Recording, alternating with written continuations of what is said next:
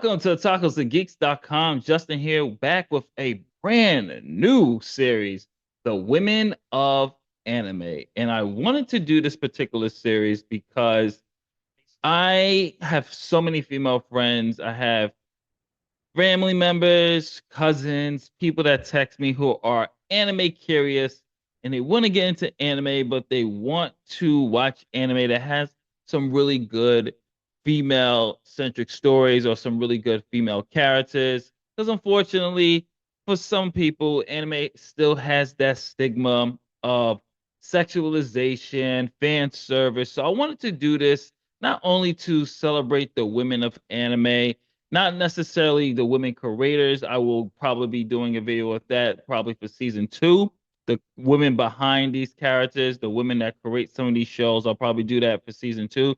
But for season one, I wanted to really do focusing on the actual characters themselves. So I'm gonna be doing 6 episodes, 2 episodes per month. So we're gonna be kicking off September with this particular character. She is absolutely one of my favorites from one of my favorite animes, Neon Genesis Evangelion.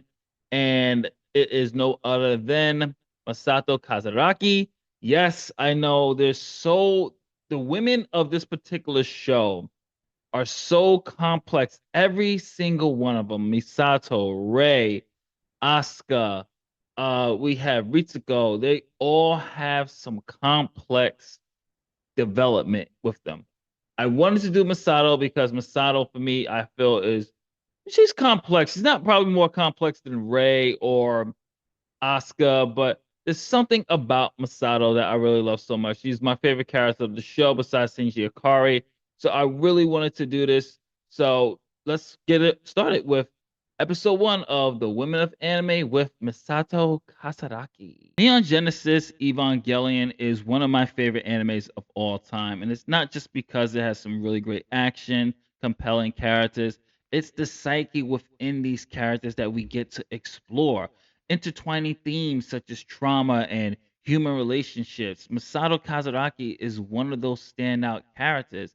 As the operation director of NERV, Misato is a figure of authority, strength, but behind all that, there lies a woman who's vulnerable, that has heavy guilt, and worst of all, unresolved trauma.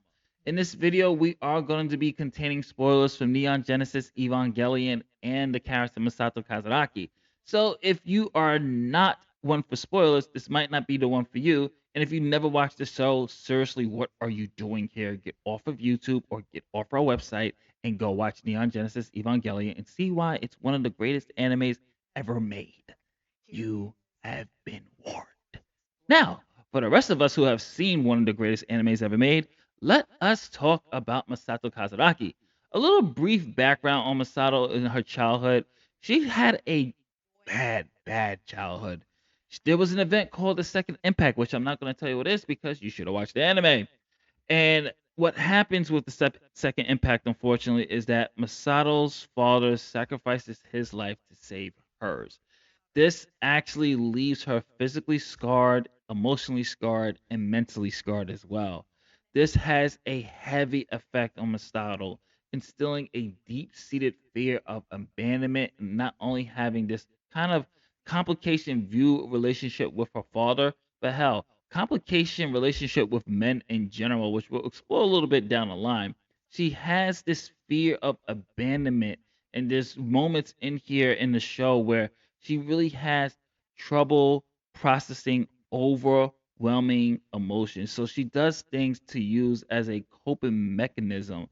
She is one time that she's trying to reconcile her father's love, but she's constantly self-destruction or using vices to kind of to prolong conquering that pain. So here we have Masato losing her father, and she's dealing with a whole bunch of emotions.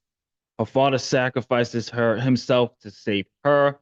She has not only guilt, but now she has this abandonment issues due to this particular reason. And you see later on as the series progresses of how Masato really kind of just, uses a lot of vices to kind of cope with that particular trauma. And there's actually more that we go deeper into this, but I wanted to say that this is what makes her this is the beginning of what shapes Masato to what she actually later on becomes.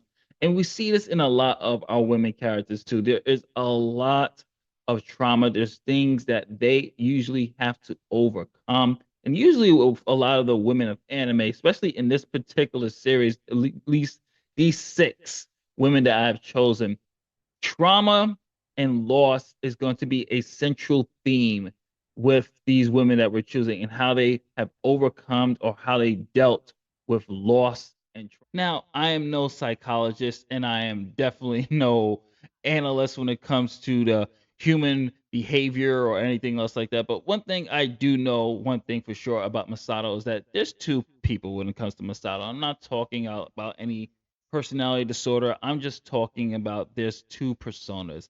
There is the persona that she lets the public see, and this is something I think most of us do. A lot of people do. Some do it consciously, some people do it subconsciously, where you don't really even realize that you're projecting someone else that's not you out there just for people to see. I think some people have work personas, and then there's the person that you come to home to. So with Masato, she has a public persona that's no nonsense. She's strong. She's this capable leader. She's well respected within NERV. She's fierce. She's determined. She's pushing herself to her limits to make sure that the Ava kids, that everybody's taken care of. And then there's a side of her which is a defense mechanism, a way to maintain control in her world where she feels powerless. And this is her private life where she is more vulnerable, where she is more insecure. Her apartment is a chaotic mess, which is just a reflection of what's really reflecting with her internally. She constantly drinks alcohol, even in the morning time when it's breakfast. This is one brilliant scene when we really just get introduced to her with Shinji, and she's already drinking beer in the morning. And the Masato that Shinji meets in the car is not the Masato he meets when she gets home and she is complete mess. And he says, "Oh my God, she is a slob." And this is the Masato that we really get to really emphasize with, because you get to see that duality. You have one woman who's going through that trauma due to the second impact. So she creates this public persona of strength and fierce and really rises to the rank of NERV, not only because she has the vendetta against the angels, but it's also a way to kind of distract her from the pain of what she's been through. And not to mention, this also reflects in her relationship with men, such as Kaji. With Kaji, Masato's walls come down a bit, which reveals a little bit of her deep fear of intimacy and her struggle with the guilt she carries from her father's death. Kaji acts both as a lover and a mirror, which really helps Masato confront the parts of herself that she tries to avoid. This is why she constantly berates Kaji. This is why she constantly has a love slash hate relationship, because truthfully, these two are mirror images of each other. Kaji, as we don't get too much characterization, but you can tell he is also scarred and also has something heavy in terms of the second impact, while Masato uses that and really uses him kind of that defense mechanism, but also uses that to really kind of finally confine into somebody of what she's actually going through. And then there is the biggest relationship she has on the show, which is with our main protagonist, Shinji Ikari. Shinji Ikari is the most important character in Neon Genesis Evangelion and the most crucial part on the character development growth of Misato Katsuragi. And their relationship I would like to describe as big sister, little brother, and we get to see that in episode 1.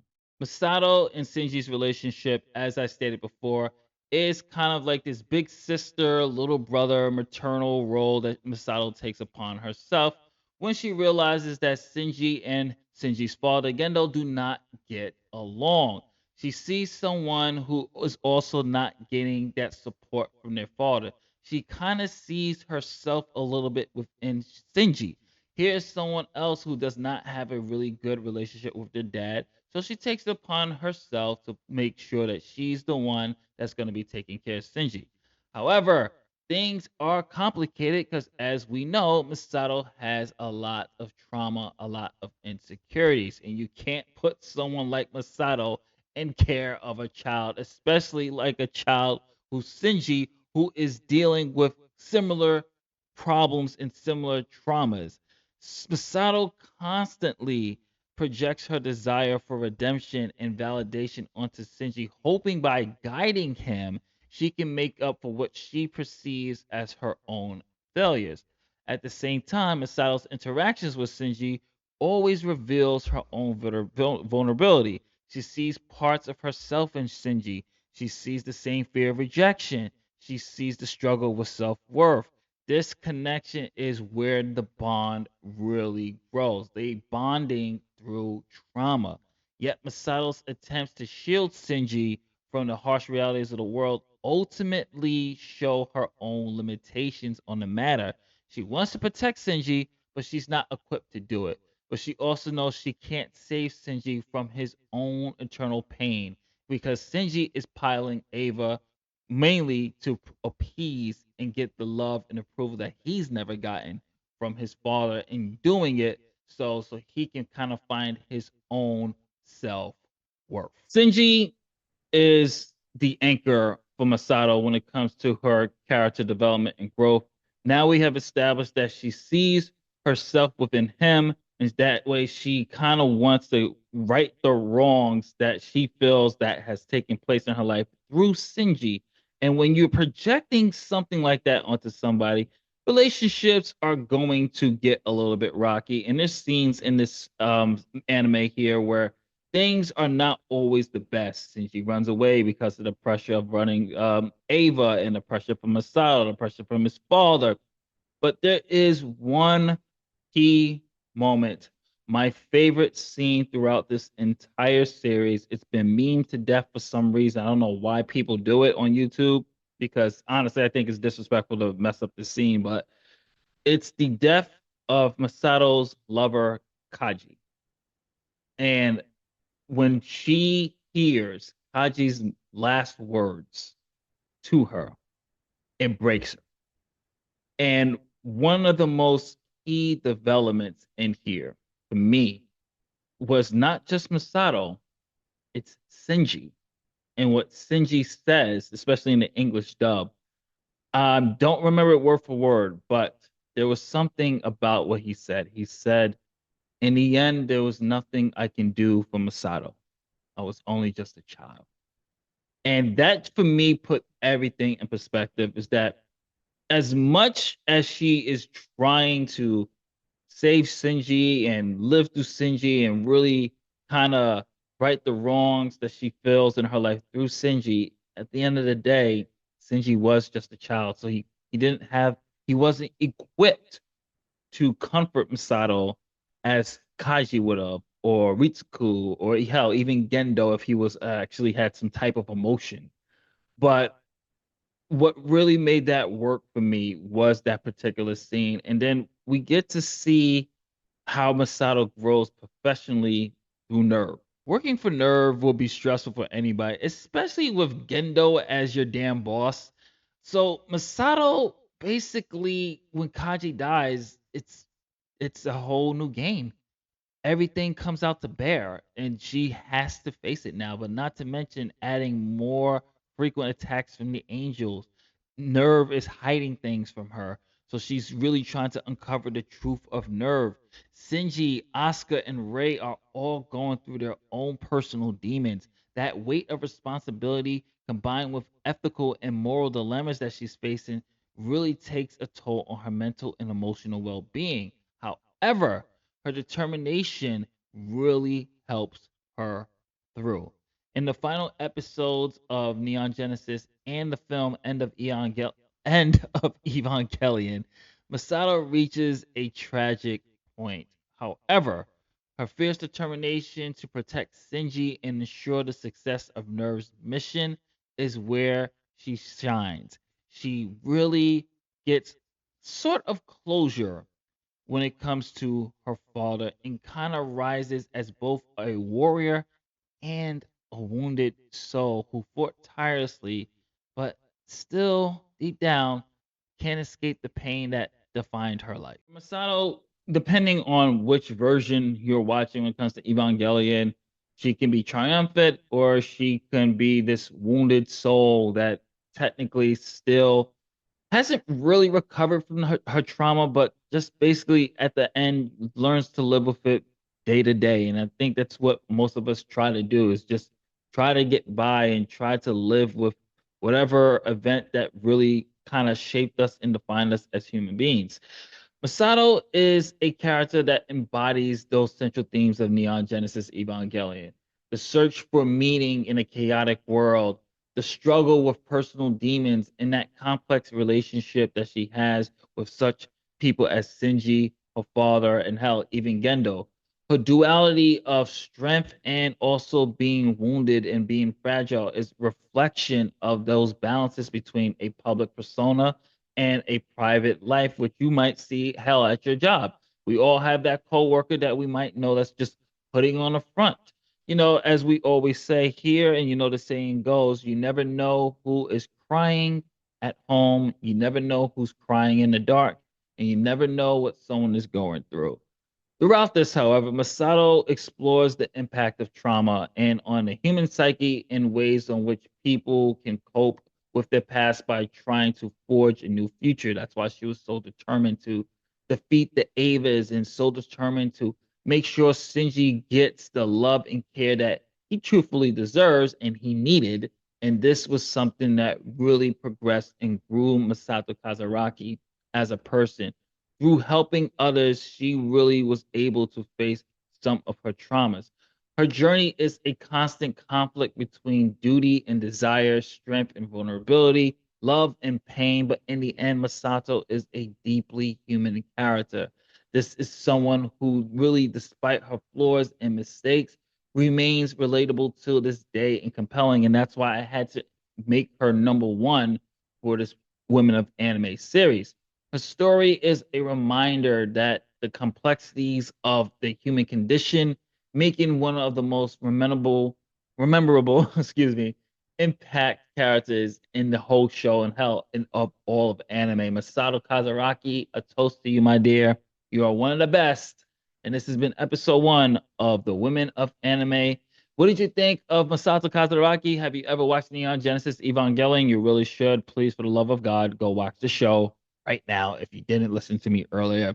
If you're watching this on otakusgeeks.com, don't forget to check out our editorials, our interviews, our coverage of Anime NYC, our interview with Terminator, the showrunner of Terminator Zero. Whole bunch of stuff there on the website and on the channel here, UWL, every Saturday and Friday.